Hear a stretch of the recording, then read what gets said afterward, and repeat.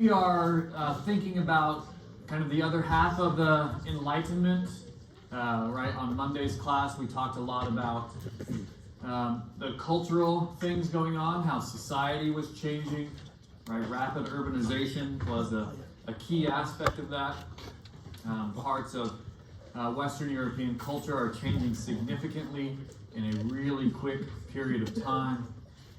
What was kind of the realm of universities, right, is now overflowing into the realm of the everyday person, particularly through things like academic societies, journals, and coffee houses, right, for the kind of everyday person. Right, so again, a lot of what we inherit much more robustly starts in the Enlightenment, right? Culture is inundated with the academic world in a way that it hasn't been previously.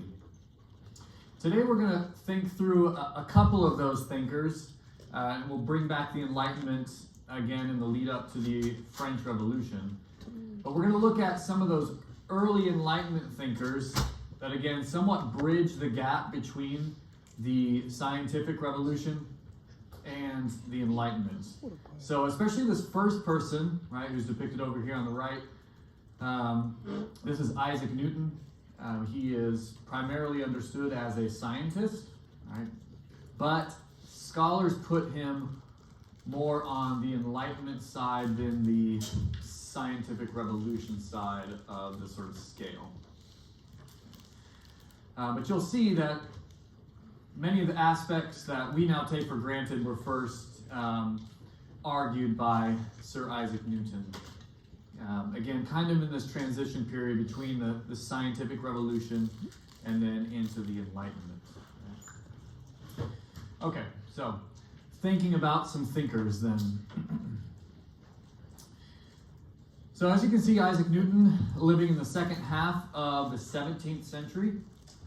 You can think about him being born at the end of the 30 Years' War, right? If we're putting it into context, after Charles is beheaded, right? His own king, Isaac Newton, is British, so his own king being beheaded, and then having an interregnum, that period where there was no king, and then the king coming back and being reestablished as a monarchy again. So he's living in a very tumultuous period, to say the least. You can think again about Louis XIV and what's happening in absolutist France and the continued expansion of colonization during his period.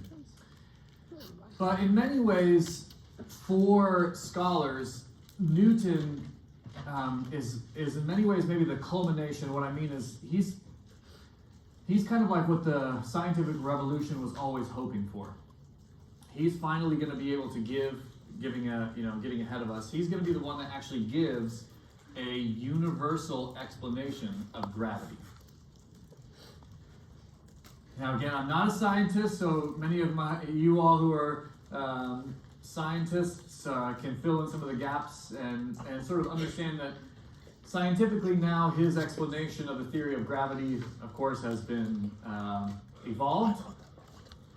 But he's one of the first people to, it's not just like, here's this theory, here's this little button, here's this little part, but actually giving, again, a universal explanation for why all these bodies of planets and other things move the way they do. So that's why I in one way, call it the culmination of the scientific revolution.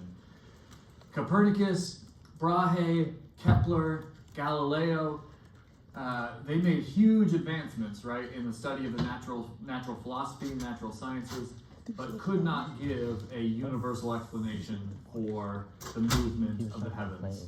And Newton's going to be the first person to be able to provide that universal explanation. But he also then kind of is the beginning of the Enlightenment. So maybe he sort of overlaps in terms of the thinkers of the Enlightenment, the end of the scientific revolution and the beginning of Enlightenment thinking. One of the first thinkers to maybe presuppose a scientific revolution way of viewing the universe. Now, I'll bring this up in a little bit, but again, one of the things about Newton is that he is still very much within the Christian realm. He is a Church of England believer, essentially. And so I don't want it to go too far. We're going to start to see the Enlightenment reject traditional religion. Newton is not in that vein just yet. So that's why he's kind of at the beginning. The French Revolution is like the end point of the Enlightenment because the French Revolution rejects religion in many ways. Newton is not there yet. Okay, so he's on the front end of the Enlightenment way of thinking. But he's very rational in his thinking, and he's hugely influential in many different ways.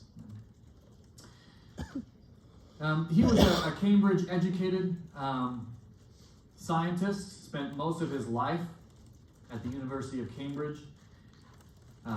Again, not only as a student, but then there as an educator himself.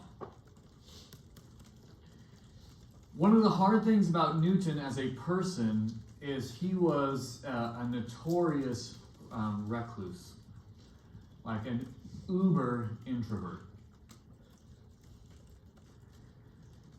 He literally would spend his time alone pretty much all the time, experimenting, working through his ideas, writing.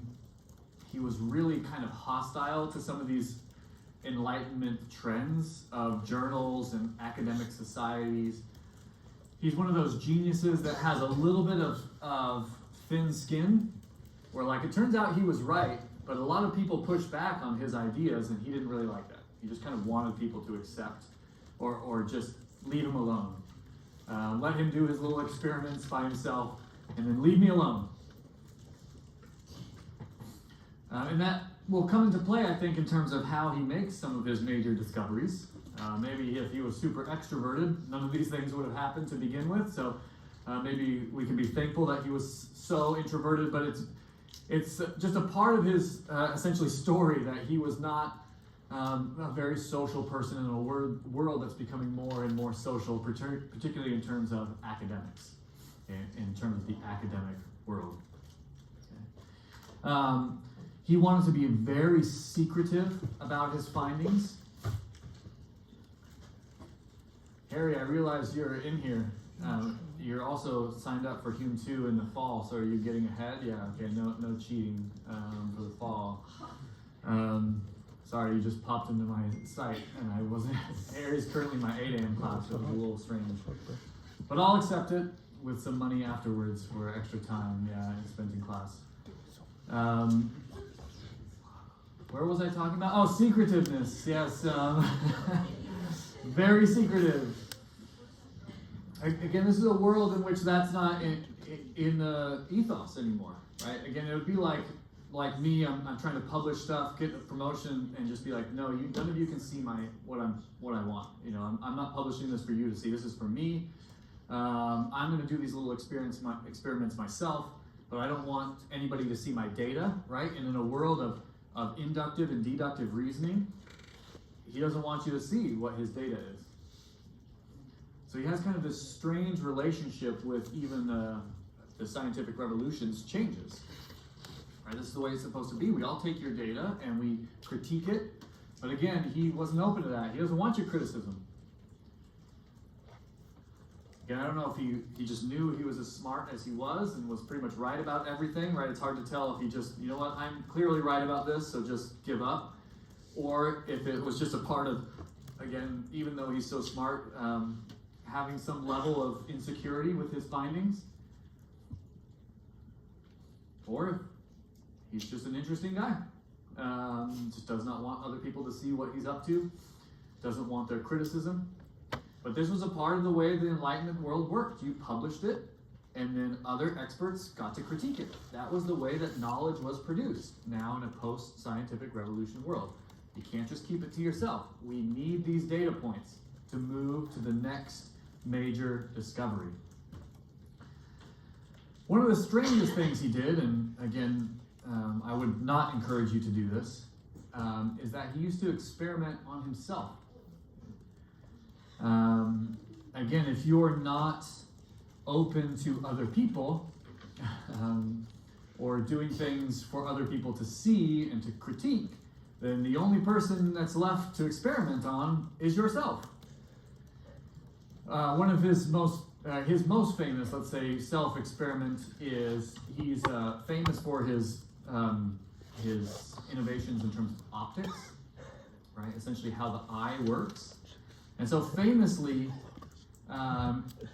he used to, and sorry this is, gets a little exciting, but he would actually use his finger and press on his own eyeball, right? And see how the light, so don't do that, right? But then see how the light would bend as you bent your own eyeball, right? Again, not smart, but I appreciate the findings that came from it. And I'm glad I didn't have to do it, but I appreciate that he did it, I guess. But yeah, famously, he would experiment in this type of way on himself to see what the after effects were. Again, now we have lots of gatekeepers to make sure the experiments that scientists are doing are ethical, both to the self and to the, whoever is being experimented on. Right, those types of things are just beginning. So he's probably doing things that we would now consider to be scientifically unethical, but hey, somebody had to start. And again, the discoveries I can't deny. Right? Don't mess with your eyeball, but I'm glad Newton did it, so you don't have to. And so again, maybe that's his own personality within this greater scientific world is what helped him to produce such amazing results. Because literally the scientific world as we now know it would not be able to exist without the findings of Isaac Newton. So Newton is famous in 3 areas, okay, at least 3 areas. The first is what I just talked about, and again I'll talk about each one of these in turn. But optics, right? Thinking about how the eye works, right? How the eye actually absorbs and reflects, understanding essentially how light is utilized within the eye. The other is mathematics. Again, we'll see that he makes some major innovations in terms of mathematics. And then most famously, probably, he is known for his universal theories on gravity. So he really is well known across different areas of the natural philosophy of his time and even to today. And he's overturning what people previously in the scientific revolution had understood the world to be like. So let's start with that first one, optics. Now a lot of this has to do with light. A lot of it, again, how our eyes absorb light, how our brain essentially computes what we're seeing, and what light itself is actually made of. So there were a lot of theories, again, during the scientific revolution about pretty much that question, like, what exactly is light? What is its natural color, even, if it has one at all? So, for instance, in the scientific revolution, Descartes argued that light was actually white. And kind of, I don't have a better term for this, but in its natural form, how light comes to us is actually white. Now, this is wrong, so just letting you know. But this is what Descartes, again, at the early ages of the scientific revolution and his own reasoning, he thought light, we absorb it as white, or we can see it based upon some different factors as different colors. Okay, again, he's wrong about this, but they're pretty interesting theories. So, for instance, he actually believed that the speed of the light itself actually impacted its color. Right, so what I now see as red versus like this dark brown on our seats, those are 2 different speeds of light that are impacting its coloring. The light itself is white, but it gets impacted by its differing speeds. And so that's what kind of produces this different realm of color. Now, the problem that he had, or that many scientists at this time had, is that there's this thing out there that's called a prism. Right? A prism is when light goes into it, it refracts and essentially breaks into a rainbow. Right? That's what happens in the sky, right? As the light refracts and you see the rainbow across the sky. Scientists are using a prism to create that rainbow. So the question is, Descartes, you know that when you put light into a prism, that it splits into a rainbow. So then how do you explain that? If this is about different speeds, shouldn't all of these be the same color when the light comes out of the prism? If it's all about speed. And he didn't have a good explanation for, again, he's working off what he knows so far, but his explanation essentially for a prism producing a rainbow was due to the imperfections in the prism itself. So in other words, because the actual substance that the prism is made out of, when the light enters into the prism, it actually adds imperfections which causes the color of the rainbow on the opposite side.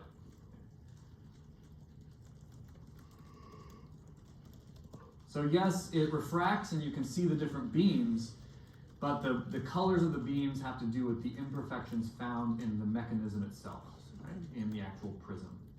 And the same thing when you see a rainbow, because the light is shining across the sky, all the imperfections in terms of what's in what we now, right, the atmosphere, all that produces all these different arrays of light. But perfect light is white. Newton disagreed, but it was hard to come up with an experiment that could actually prove that actually Newton's theory was that light was actually made of color. But that's a hard experiment to come up with, right? And we're in a world where he would value inductive reasoning, this idea that the data points can give us a new body of knowledge that can then be overturned as new data is added. It's hard to come up with an experiment that can adequately adjust to all of these different variables that are needed to prove that the light is actually made of color and not just white that gets imperfected.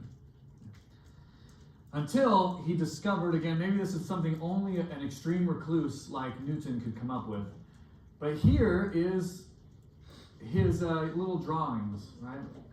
So here's an Isaac Newton doodle for his experiment. And we call this the dual prism experiment. Okay, and something maybe only a recluse who sits alone in the dark by himself all the time could discover. So the way that it worked, and I'm sorry this is obviously hard because of his, it's a pretty good doodle, but it's definitely made only for himself. But you can see on the very far right-hand side, that little square, that's a window. So pretend like you're Isaac Newton and you like to be alone in the dark, and that's your alone dark room. And in fact, you like it so dark that you boarded up the windows. And then what he does is he cuts a little hole right in the middle to allow the sunlight into his room. But it's a very clear beam of light. It's not like this big array of light. He's now focused it in on one singular beam of light. So now you have like a spotlight coming in through the window, just in that little beam.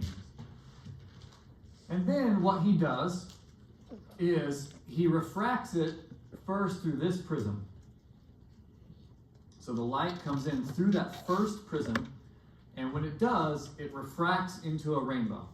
So now all the colors of Roy G. Biv are there, right? But that's not enough. Everybody knows that light refracts like that through a prism, so you haven't done anything.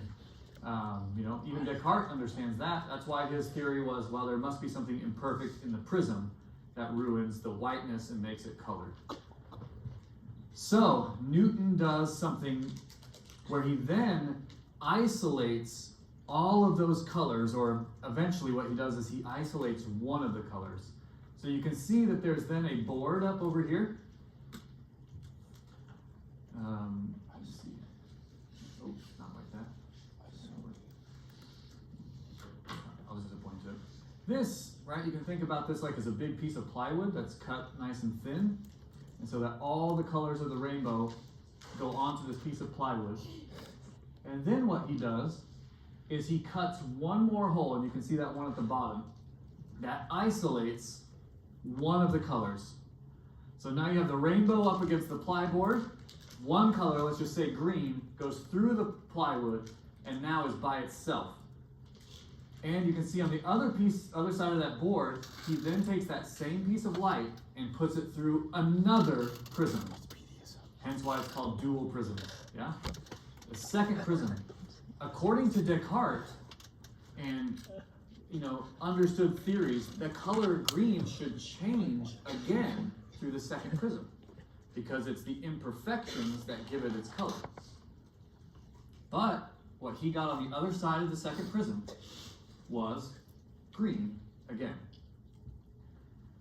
So he isolates one of them, puts that color green through a second prism, which according to the data, it should have changed colors, but it doesn't. It stayed green on the other side. And through this experiment, he proved that light is made of color and is not an imperfection found in the prisms, but is actually the light itself is made up of Roy G. Biv. Right? All the things that we learn now, my kids are learning this in like second grade. Roy G. Biv, you can thank Isaac Newton for proving that the rainbow is a refracted light. Those colors are actually found in the light itself. Does that experiment make sense? To some degree. Anybody have any questions about exactly, again, don't ask me any scientific questions. I know nothing about science.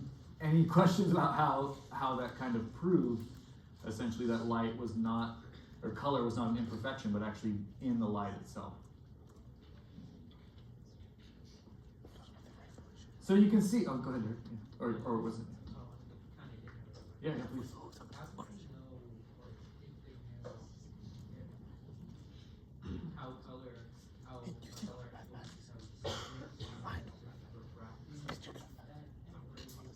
Yeah, more in terms of like the optics of the eyeball. Is that what you mean? Or like how we understand color? A little bit on that, but like why do you see like an apple is red, not another color? My goodness, do they? I'm trying to think if thinking through his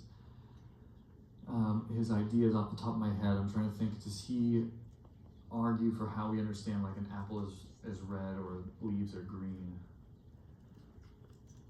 I can't think off the top of my head a part where he argues for that. I'd have to look into it, honestly, a little bit more about how they understand how we absorb the colors around us. But I have to look into that. It's a good question. I just don't know off the top of my head. Yeah, good question, Derek. Sorry. Good question. Others? Any questions about?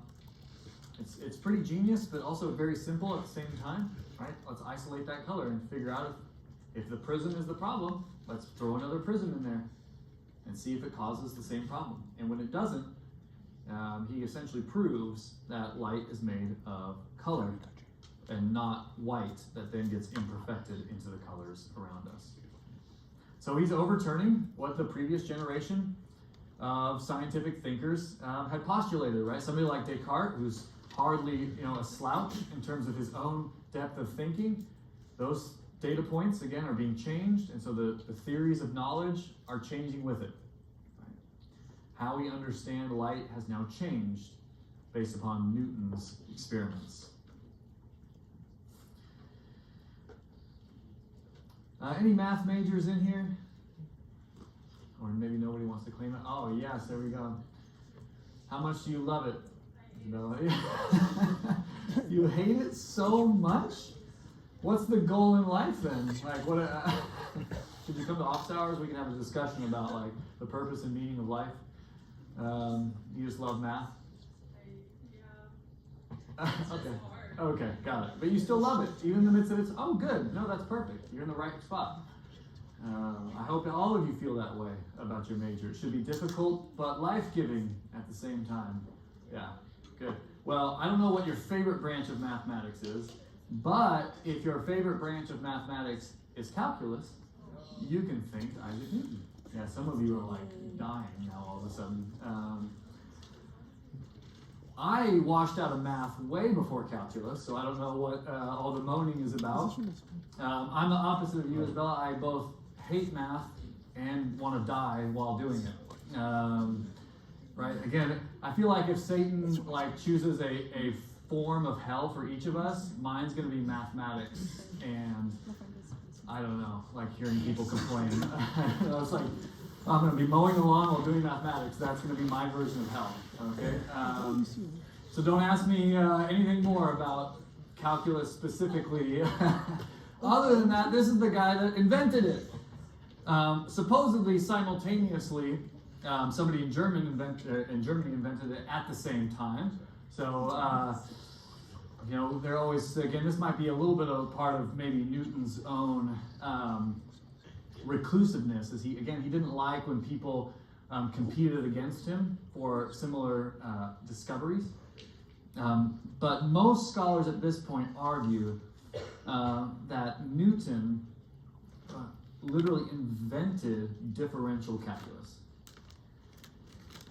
This was very helpful, again, in trying to understand the nature of the universe. Understanding, especially theoretical ideas behind mathematics. Through calculus, Newton could take a step that, again, his predecessors could not do, and that's he could actually kind of give a prediction for how the universe would move based upon these new mathematical equations.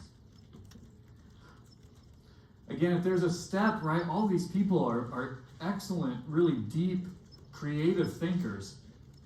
But even somebody like Copernicus, at this point, a couple hundred years earlier, there's that predictability of, well, you don't think that we're at the center of the universe. Okay, you think the sun's there, but then explain how these movements work, right? And then so you have to add in other aspects like elliptical orbits, right, from Kepler, or the idea of different speeds based upon mass. And you're getting there, but you still can't necessarily give, well, okay, if you think those things, then, predict how this body's going to move, predict how that body's going to move. Newton is getting there, right? And so through his calculus, he can actually kind of give some mathematical predictability based upon these different aspects of differential calculus. We can predict that the moon is going to do this, right? And so the universe can now become more predictable based upon a mathematical predictability.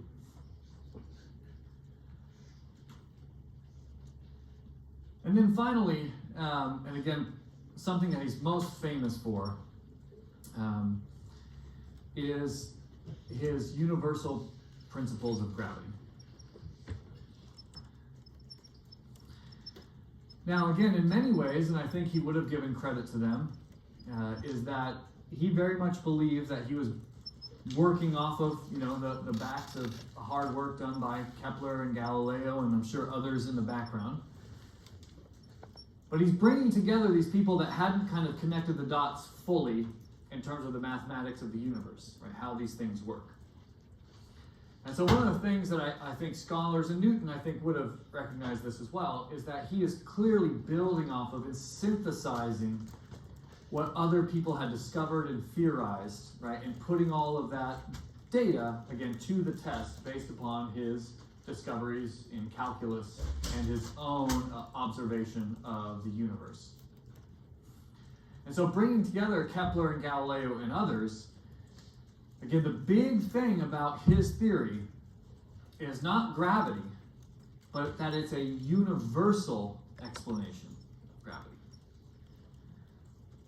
Right? That word, remember, that comes all the way to us from Aristotle. He clearly had an idea that there were heavier bodies and there were lighter bodies. But of course, once you started putting his idea of heavy bodies, to work on the universe, it falls apart. Same thing with these other great scientists. They just don't have a universal explanation, something that can be used for everything in the universe. So I really do literally mean that. This is something that he argues the entire cosmos are governed by. And he does essentially postulate, again, this is, I think, something we take for granted, but this idea that bodies have mutual gravitational pulls. That it's not just one sort of invisible force, but actually, again, the size of the body, right, whether that's a planet or an asteroid or whatever, actually has a gravitational relationship with another massive body. Again, all things that we take for granted, but think about how we're hurtling around the sun, right? We're hurtling around based upon our gravitational relationship with the sun, but also with the other planets who also have a gravitational relationship with the sun and each other. So it's not just the sun pulling us all, but actually as well our relationship with the other major bodies in our solar system. And that's pretty radical, right? Especially during his time thinking about this idea of a mutual gravitational relationship. And he published this in what's now a very famous document called the First Principles of Mathematics, so the Principia Mathematica. Again, he did not want to do this. He wanted to keep all of his data to himself.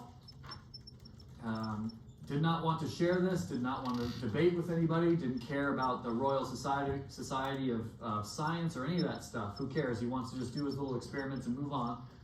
Thankfully for us, somebody at Cambridge recognized his genius and essentially stole this, not really, but essentially published it without Newton's full consent and decided to publish the Principia Mathematica, again, almost against Newton's wishes. It helped to make Newton extremely rich, so in the long run it probably helped him, but he had no desire to publish these. But again, because he had a patron who recognized his great genius, they were published. Yes, go ahead. Before I keep going. Just to clarify, he didn't publish that work, someone else did. Yep, almost against his will. Yeah, but not quite. Again, it's one of those things that's, how to explain it? He just, again, his reclusiveness I can't underplay. He just really does not want to share this knowledge. But thankfully, somebody else did think this was really important to share and essentially convinced, but just barely convinced Newton to allow these to be published.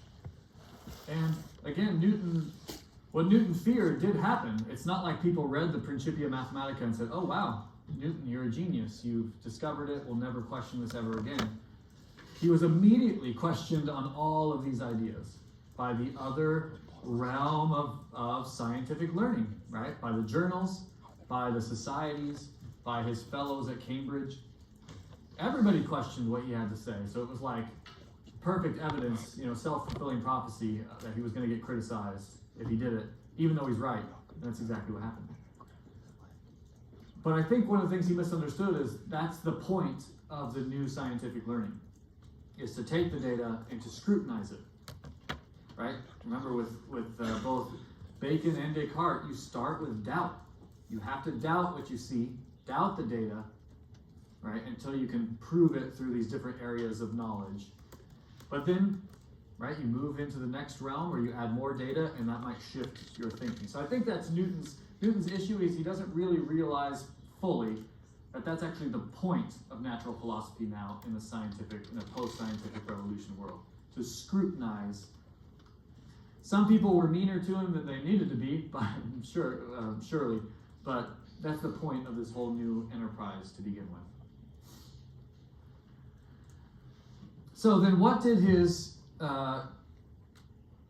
theories on gravity actually say?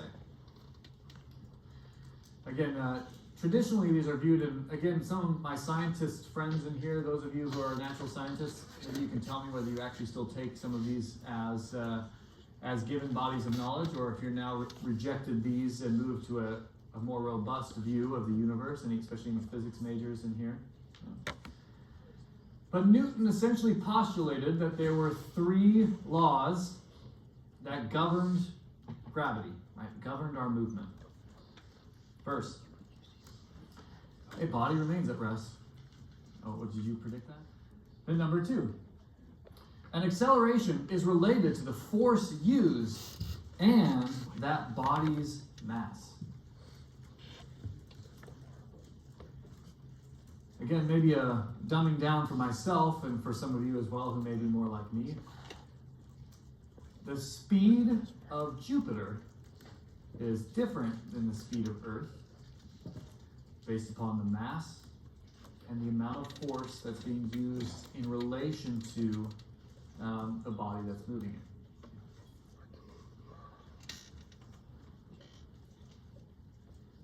Again, even think about, right, it's easier to push over a bike than it is to push a train.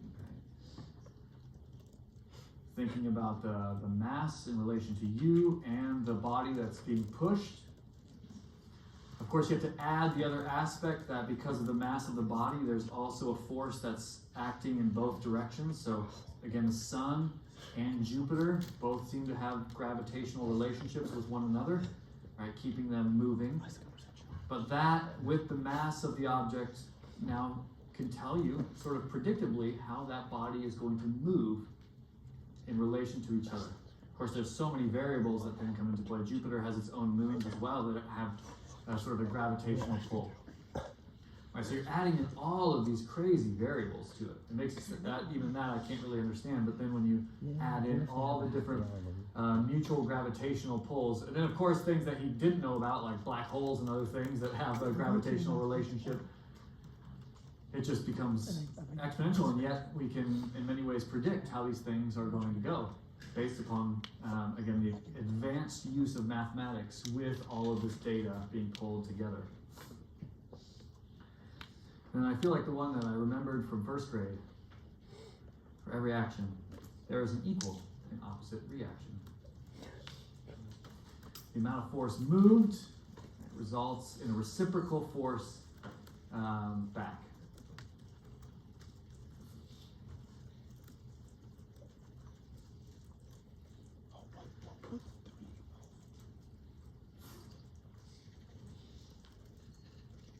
Now again, all of this is much deeper, right? Supported through equations, supported through the data, right? Trying to prove how these things work, right? And then of course with the Principia out there, people can actually put his mathematics, right, to bear. They can actually check his work.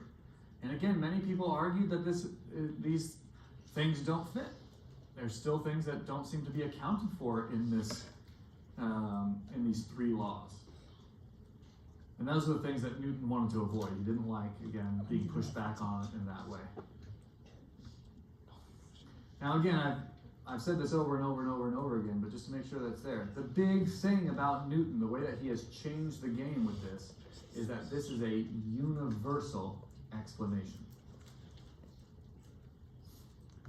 This is not just really even in relationship to our solar system. This is something that can be applied to every body in existence.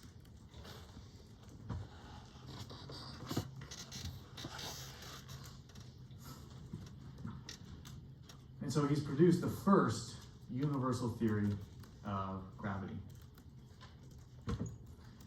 Now again, a lot of scientists, of course, have built off of this over the last, nearly 300 years since his death. Right, other aspects have been brought into this to make the universal theory more universal as data points come, right, through more observation. But this is the first universal explanation of why the universe moves the way it moves.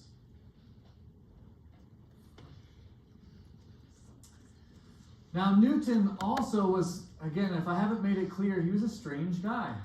Strange guy. And this is where yours and mine's view of how natural philosophy or the sciences work is different.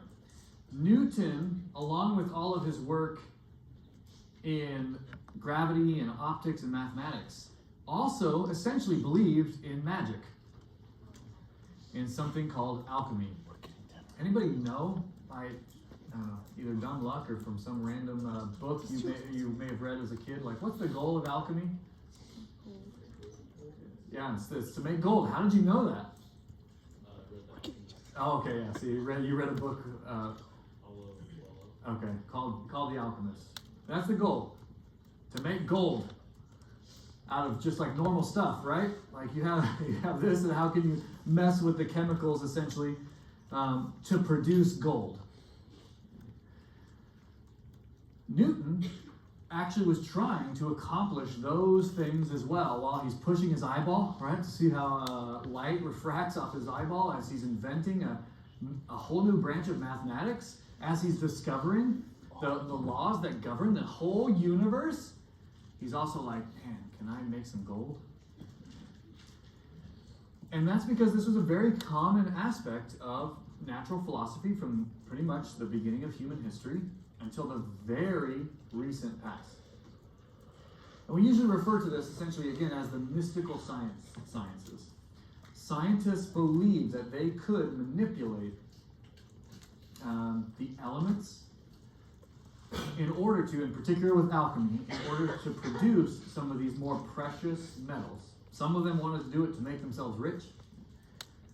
Some of them did it for the joy of discovery, but in a different way, right? In a deeper, not just the data we can see or put down into mathematics, but there's something deeper going on in the universe that they believe to be true and could be manipulated through things like alchemy. But again, just to make alchemy very clear, it really is kind of like a magic chemistry. Again, trying to utilize the elements of the world, but sort of to magically, in many ways, to produce something that alters the element in front of you. And particularly to alter it to make it into gold. But they even in their explanations, they don't view this as just a simple science. They actually view this as something deeper in the heavenly realms, right? Something that's just more spiritual than it is a scientific outlook. And then he actually wrote, Isaac Newton wrote more documents in theology than he did on any of the sciences. So the theology is the study of God. Newton wrote more on theology than he did on any of the scientific work that he was doing. Very complicated figure. Again, he, as we've seen with alchemy, he's not just simple like, here's the natural world over there, and then the church does its own thing. He very much was a Christian and wanted to think through these ideas. Like a good Protestant, he read his Bible like crazy. And he commented on the Bible a lot. In other words, he would write essentially books, again, that he never published, but books just giving his interpretations of Scripture. Tons and tons. You could just see that he was literally just a voracious reader of Scripture and loved to comment on it. Again, like a good Protestant would do. The biggest thing that it led him to, and this was common in the Enlightenment with Christianity, is that Newton eventually became pretty much a heretic. And the biggest thing is that he did not believe in the doctrine of the Trinity based upon his view of God. It's been a long time since I've mentioned this doctrine in this class. What's the doctrine of the Trinity? Yeah? Say it louder. Father, the Son, and the Holy Spirit. Our what? Our God, that's right. Yeah. Yeah. Yeah, go ahead. He was like a polytheist. No, he was an Arian. He was, Harry's class, we talked about Arianism today, so I'm having a full circle. He believed that God the Father was the only God, Jesus was not God. But he was a Christian, that's right. Yeah. So, the traditional doctrine of the Trinity states that the Father, Son, and the Holy Spirit are all God. Not multiple gods, but there's one God who reveals himself in three persons, Father, Son, and Holy Spirit. Newton, he believes by using the rationality of the Enlightenment. If you just read Scripture plainly, without adding in all of the other elements of tradition, or again, he's a Protestant, so of the Catholic Church, if you just put your rational mind to the Bible, Jesus is not God. Jesus is a great creation by God. He's still the Savior. He still went to the cross. He still was raised from the dead. But not God. This is again a trend, and I'll pick this up a little bit as we get into kind of the American experiment and then into the French Revolution. This is a common method, sort of move in Enlightenment Christianity, is that when you put rationality onto the Bible, the traditional doctrines are not founded from their perspective. And so it's very common for hyper-rationalists in the Enlightenment to be non-Trinitarian. Again, many of our founding fathers, like Thomas Jefferson, was not a Trinitarian. John Adams was not a Trinitarian. There's many groups during this same sort of movement in the 18th century who consider themselves Christians but do not believe that the doctrine of the Trinity is found in Scripture when you put rationality onto Scripture. And so instead, and you can see in many ways, and this is something that many people still pull from, is this idea that God is the prime mover of the universe. Right? Kind of thinking about all of these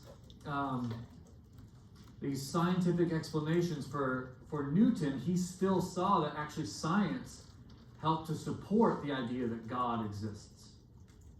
That ultimately there would need to be a prime mover to push the universe's first movement. You can't have an infinite regress of cause and effect. There has to be one that made the first push, and that's what we mean by the prime mover. Again, the easiest way for me to think about is in a set of dominoes falling over, right? You set them all up. It's not just going to fall over by itself, right? You either have to push the first domino, or something has to act on that first domino to get the dominoes all falling. That's what we mean. And so, for Newton, that prime mover was God. And he oftentimes, on this last point, he oftentimes cautioned other scientists who took his three laws too far in terms of like trying to prove or disprove God. Essentially, he knew and he could see that many people were utilizing this universal theory of gravity to kind of make that first movement away from the need for a God to explain the universe. And Newton was very cautious to his fellow scientists of using his laws to say, oh, you don't need God as an explanation. So there was a caution other scientists to not use this because they were against God. Yeah, we're starting to see that movement of like, well, why can't if this is a universal explanation, then we don't need the explanation of God into this push.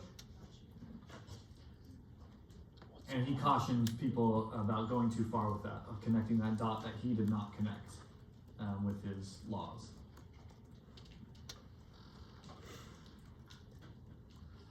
So now Newton has pushed things really far beyond what the scientific revolution. Of course, again, he thinks that he could not have gotten there without the scientific revolution and the people that came before him, but now he is pushed to a universal explanation of God.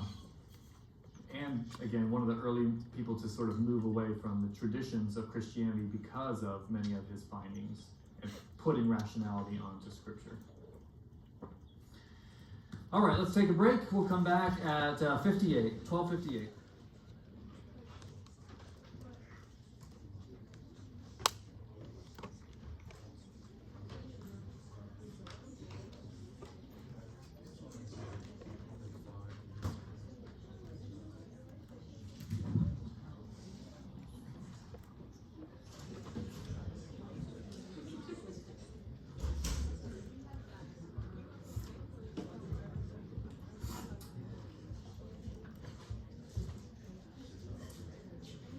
All right, then the last person we're going to talk about today in terms of the Enlightenment at this stage, again, we're going to bring back Enlightenment thinking before the French Revolution.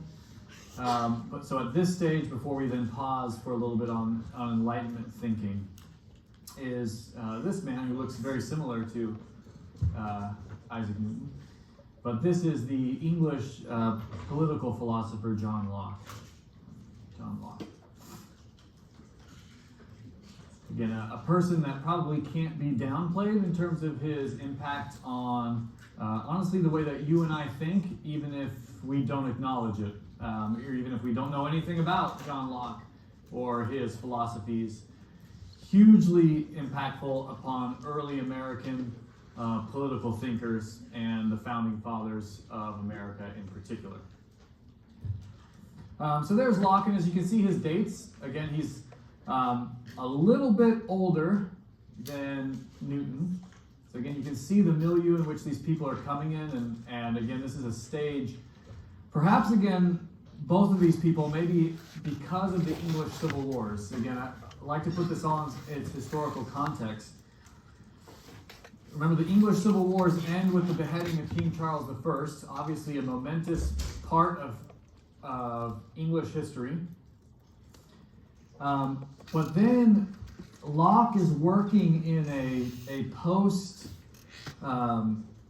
interregnum, that is a post-democratic England, and working within the restoration of the monarchy. So again, he's working in this English context, right, in which they beheaded one of their kings, kicked out his family for 10 years, and then strangely, the English invite that family back in to be the monarchs. It's a very strange time to live. Again, it definitely provided the opportunity for people to think, well, what is the nature and purpose of government? What is the nature and purpose of monarchy in particular?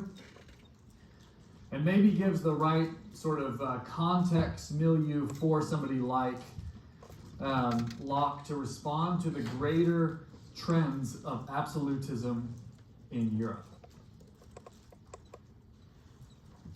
Remember, I framed Charles I as a failed absolutist. Right? He tried to be an absolutist and he got his head cut off. Meanwhile, over in France, you have a very successful absolutist named Louis XIV at the same time that Locke is alive. And you have other absolutists that I didn't talk about throughout Europe and in a growing Russian state as well. So this is a context in which the idea that you have a strong monarch is really influential. Now, obviously, we talked before exam 1 about Hobbes and his responses to, again, this turmoil in politics.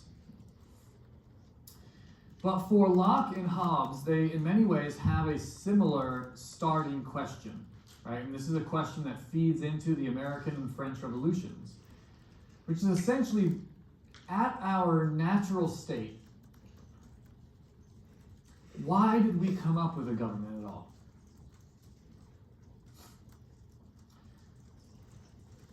Anybody want to give an answer? Why do we have a government rather than none?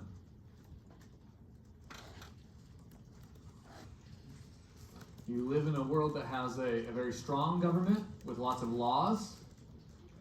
Why? Why not nothing at all? Just a brute fact of the universe? Yes.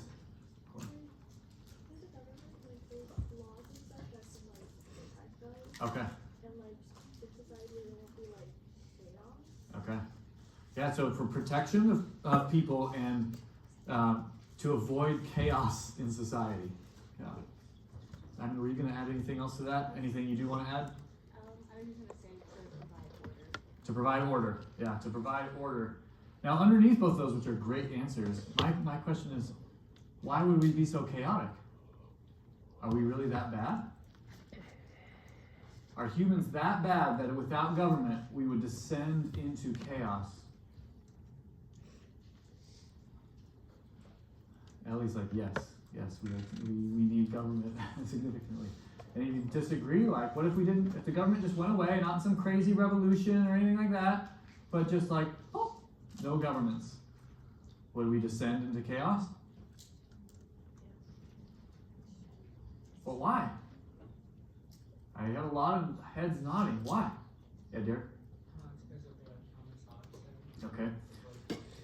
Okay, there's the bloody competition for these resources. That life is all those terrible adjectives, right? Brutish and short, bloody, brutish, short. Eventually we would get into a competition with one another. And so what happens when two people say, that's my land, and we both have the same claim? What's going to happen then? Are we going to descend into chaos? And so that's when government steps in. Again, you have to kind of use that as the thought experiment going on here. Like, we all just presuppose governments, and governments do, whether they're dictatorships at the beginning of human history. Government comes into existence pretty much immediately in human history. And so the question there is why? It doesn't have to be that way.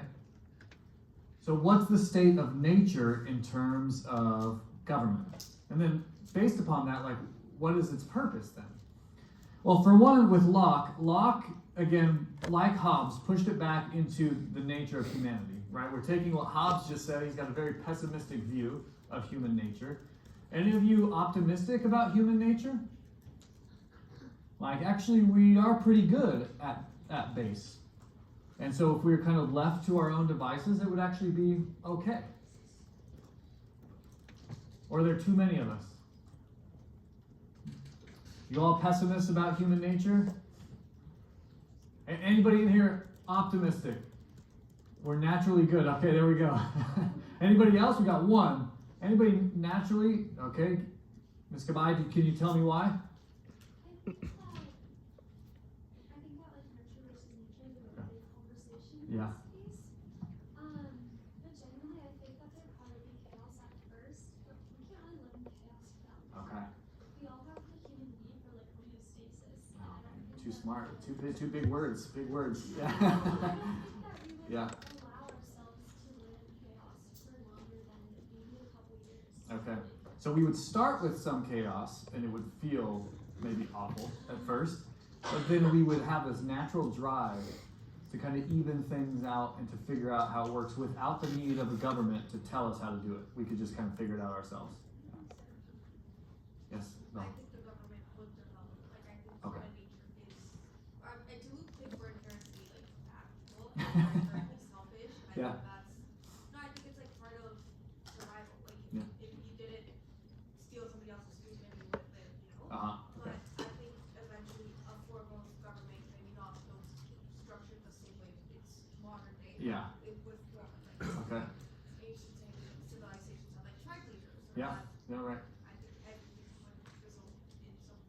Yeah. So it might be less robust, let's put it that way, than the current forms, but something would produce, maybe that helps to produce the homeostasis, maybe again kind of connecting these dots of like, maybe we would, but it happens through the appointing of someone or something or some group of people to be our government.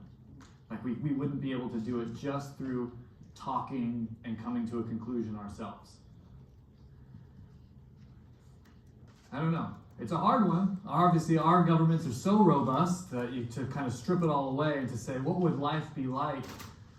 Like, would we all agree to stop at a stop sign without that sign? Based upon the way you all drive on campus, I would say strong no. But maybe it's a sign and it's not enough authority, so you need the light. But the light's got more authority to it. So would you stop at the light but not the sign? That seems like a yes. Most people stop at the light. Not a lot of you stopping at that sign. So one of them gives the issue of authority, and the other one doesn't. Could we come up with that, just all of us together, or do we need the government to coerce us to do it? If you go through the light, you get a ticket. Again, when I get on the 101 and I see that 65 mile an hour, I just assume that sign doesn't exist. And so do the police, somehow, right? Until I get to like 90, they're like, oh, okay, now 65 exists. But somehow as a society, we can kind of do that and have laws and government at the same time. So maybe it's just too complicated for our situation. But in a time when you've beheaded your king, started over with a republic, and then started over again by inviting the king, this is almost like the perfect time to rethink some of these things. What is the nature and purpose of government? Why have monarchs at all? What's a monarch supposed to do in this greater context? Now, in contrast to Hobbes, and again, I'll say this a couple of times as well, Locke seems to have more of a optimistic view of human nature.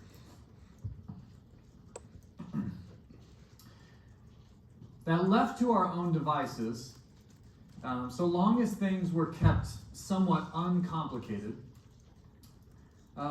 he essentially argues that human nature would allow for no government up until a certain point. That naturally, until things got too complicated, in a natural state, you would have total freedom and equality.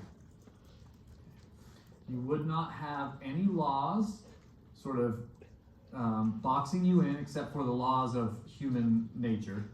Like the idea for many of these people is that for humans, you don't actually need a law that says thou shalt not murder, that there seems to be something intrinsic upon human nature not to kill your neighbor. And so in an optimistic world, you don't even need basic laws like that, like don't murder. You just won't do it because that's written on sort of you as a human being in some ways. And so because of that, in a state of human nature, if everything stayed this way, there would be no need for a government. Again, kind of working through his own philosophical views. And instead, it's a little bit, Gabby, of what you said in terms of like a self-enforcement. We would self-enforce. Again, this is a silly example, but if you've ever been to a place that snows a lot, right, and you're driving around in the snow where the snow has completely covered all the lines, in a parking lot you can't see any of the lines, somehow we humans recognize that we need to park in an orderly manner. Somehow, even without those lines, we can do it. In a really primitive way, humans can do that. Of course, there will be arguments. We both claim that tree is my tree. And so there's going to be the need to negotiate, there's going to be a need to compromise, but you don't have to elect somebody to do that for you. You and the other person or the other parties can self-regulate, can self-govern. So part one, do you agree? Diamond's still like, no way that would happen. What would happen? Would they start killing each other over the tree? Is that just like natural? You just need the government to step in somehow, or you would need to appoint somebody to make that decision. No. Others, does this seem like a natural thing? That we would just be able to govern? Yeah. I'm like imagining the purge. Okay, the purge, yeah. If I was in the purge and I wasn't Christian, like Whether you are new to travel, a seasoned Yeah. mobile worker, Now that's a great example. I've never seen any of those movies, but the plot of that movie is one day, right? All laws, no laws at all. And for some reason, everybody descends into chaos and murder in that one day. That's the whole premise, right? That's an interesting thought experiment. Do you think that would happen? I'll just use somebody not as in the news, but if Governor Newsom said, in California, one day, no laws. Do you think we'd all start killing each other? Okay, we got one strong yes from Corwin. Okay. I think that most people would be predisposed to not kill each other. Okay. But there would be outliers. Okay. And so everyone would be on guard. And I think that the likelihood of being on that day would obviously go up because it's allowed. It's allowed, yeah. But I don't think that we would immediately say, I would go like, oh, Elliot, Yeah. you're right there, let me go at it. That's good. That's good, yeah. People would act in self-defense. Yeah, you might get some outliers. You might get some instances of self-defense, but would most of us in this room start killing each other? Doubtful. If you feel like, yes, I would, I'll give you the counseling center website.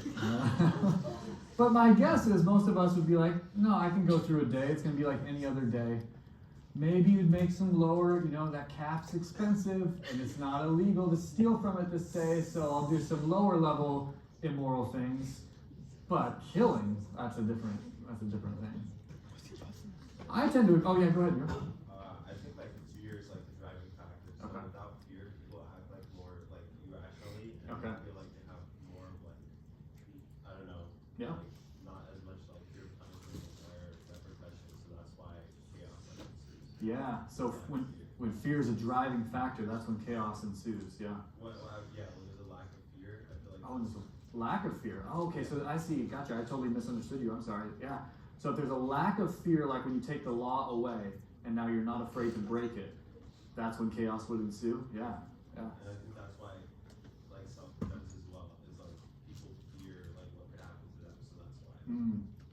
Yeah. Interesting. Good. Again, this is also sort of these key aspects, these key moments that are coming out in this opportunity to rethink something that's been in existence for hundreds or thousands of years at this point. What is the nature and purpose of government? Now, for Locke, the problem is not necessarily that we are inherently bad, but rather that life gets complicated. Right? Think about if you're in a tribe that's only 10 people, right? You go all the way back to the beginning of human history, and there's just 10 people there. Well, then you could probably work everything out between the 10 of you. But what if you were then 100 people? And now you have multiple families, and then you add a few more generations, and now you're at 1,000 people. And things around you haven't changed that much, except there's more opinions, right? There's more people claiming the same thing. So for Locke, government develops because life is not, it's not that we're necessarily going to descend into this chaos of fighting and killing each other, but because life is so complicated that you need essentially an arbiter. You need to establish, again, this is kind of his wording now, a civil society.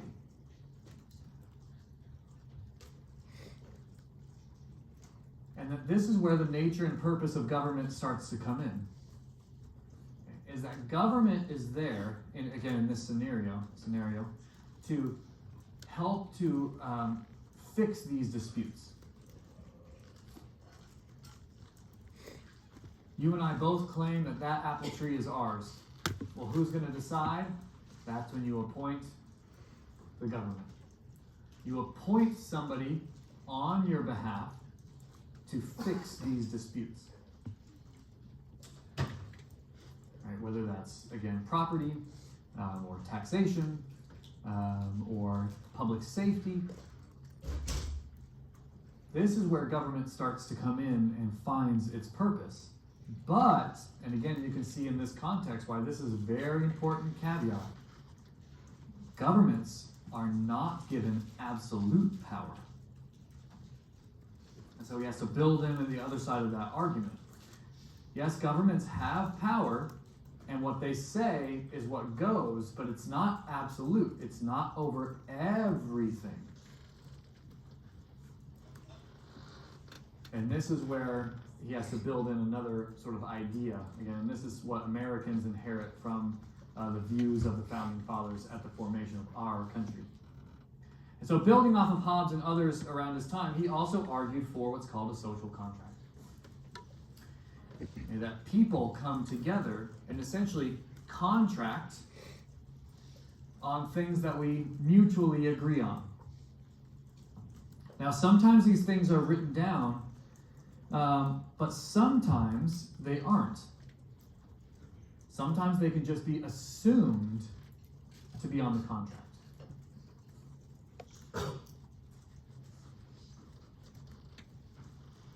Again, you can think about our culture as well. There's some things that we just kind of assume to be true, that when you get into it, it's like, oh, there's no actual law. There's no sort of coercion involved, like you're going to go to jail if you don't do that. But we just don't do it because it's sort of against our social contract with each other. And other countries don't have that same list of what things are sort of just socially under the contract and not actually legally under the contract. And so Locke has a couple of major stipulations for why this contract is not absolute, why this is a social contract. First, big caveat, this is a contractual government. What I mean by that is, again, I've only signed contracts when it comes to insurance or buying a house, right? I've never really done these deep, lawyer contract type of stuff, right? But think about a business. When a business comes together to form a contract, there are different stipulations that both sides agree to. And you're not supposed to go beyond what the stipulations say. If you go beyond what's stipulated, then the contract can be voided. That's a huge part of Locke's argument for government as well. Citizens only hand over certain rights to the government. Not all rights, but certain rights to the government.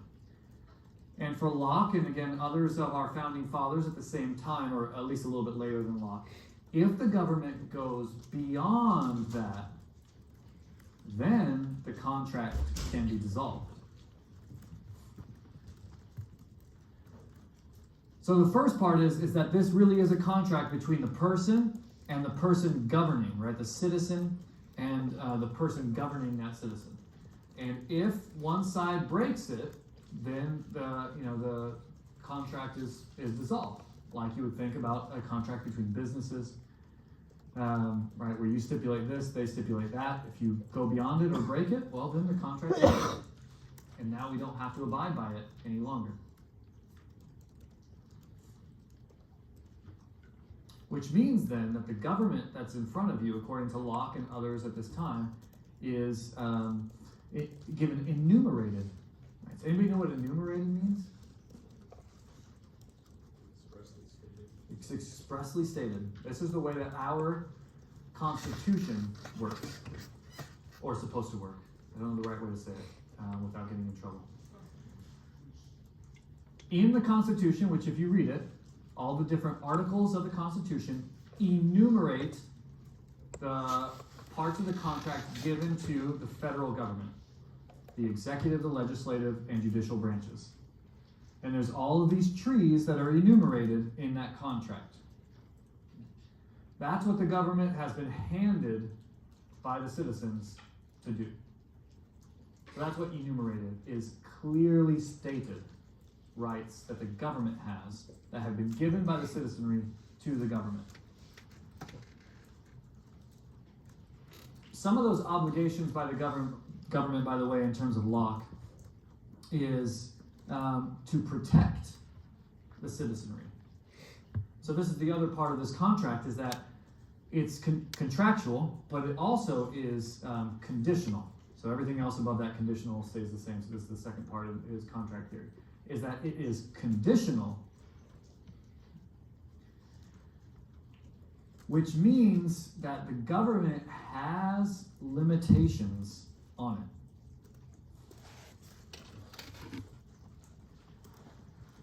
Like if you think about the First Amendment of the United States Constitution, what is that doing? Even if you just know one clause of the First Amendment, it has several different things that it's enumerating, but what's one thing that the First Amendment enumerates? Just say it. Freedom of speech. Free speech. Oh, does it say anything else? What else does the First Amendment give you? Freedom of religion. Freedom of religion, yes. Right. Now, what is that doing? Yeah. Yes.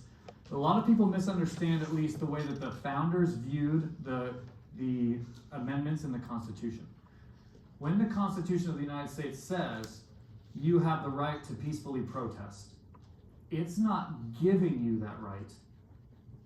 It's enumerating the limitations that the government has on that right. Or to put it with the one that you both answered originally, freedom of speech. In that, according to Locke and the founders, they're not giving you the right to free speech. You, according to Locke, already have that right just by being a human. That's the human in a state of nature. You already have the right to free speech. What the First Amendment and the other amendments of the Constitution are doing, especially for the original Bill of Rights, is they are enumerating what the government cannot infringe upon. This is why we argue all day about exactly what's happening in the Second Amendment. What does it mean in 1791 for people to keep and bear arms?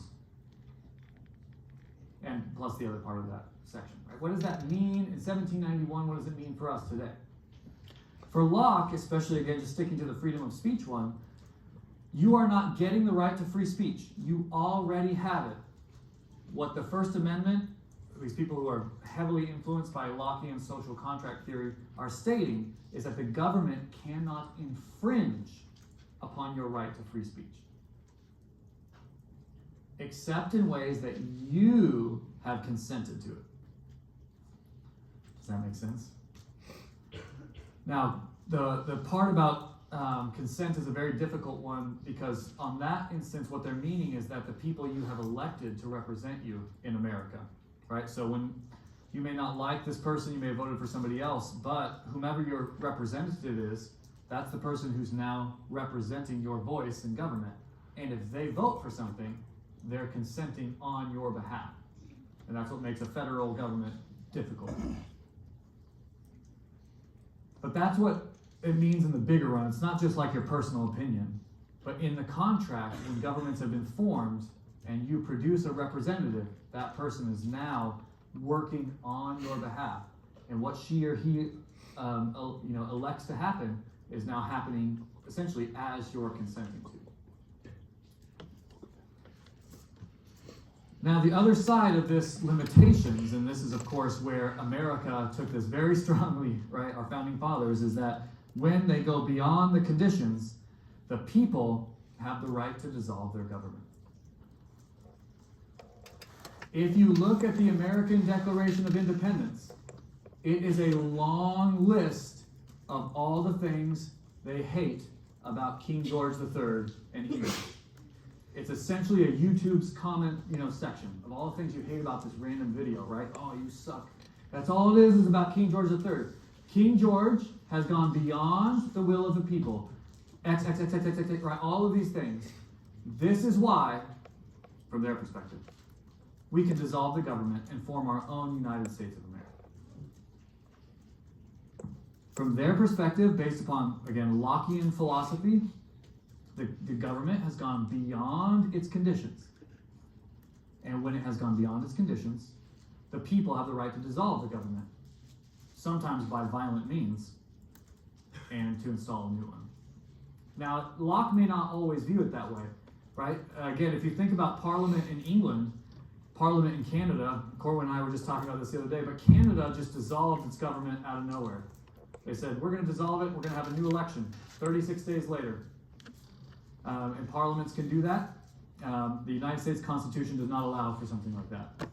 But other parliamentary systems do. They can just say, well, this government no longer is functioning, let's dissolve it and vote in a new one. So it doesn't have to be violent dissolving. It can be, let's dissolve and start again. All that to say, there are some contrasting aspects between Locke and Hobbes, right?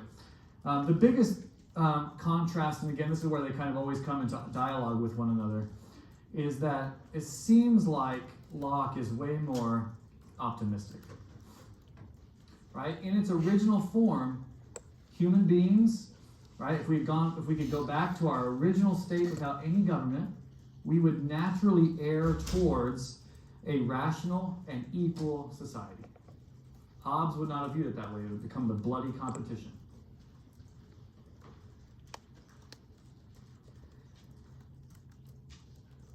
Locke also utilized this to push towards something that, again, will become very common in the 18th and 19th centuries, which is toleration towards religion. Right? Locke can see from his own life in the recent past how bad it gets when you do not tolerate religion. And so it's a push towards, in this rational and equal society, towards toleration. But this is also one of the ways that we get, again, mixed with lots of other ideas, this idea that there is a separation of powers. No one individual should be given absolute power, whether that's a king or a parliament. But instead, like the U.S. Constitution does, instead enumerates those powers amongst different branches, so that no one of those can become too absolute. They have to be in conversation with each other. But the biggest thing with Locke, and again, I don't know if we really inherit this or think about it too much, is that regardless of what the government says or does, for Locke, you humans always retain your original laws of nature. So that if the government breaks, again, without your consent, part of who you are in your being, right, that's when you can dissolve it. So even if you give up rights to the government, you never lose these laws of nature, which he claims, and you can see the American Declaration of Independence changes it ever so slightly, but for Locke, it's usually summarized as life, liberty, and property. Jefferson, right? Life, liberty, and pursuit of happiness. But for Locke, these are the things that government can never really take away from you, no matter how powerful they are. These are intrinsic to who you are. And again, you can see it a lot in our Constitution, and again, even in the ways that we think about our government and who we are and what we expect in our own traditions. All right, we'll pause there for the Enlightenment. We'll come back to it in a few days.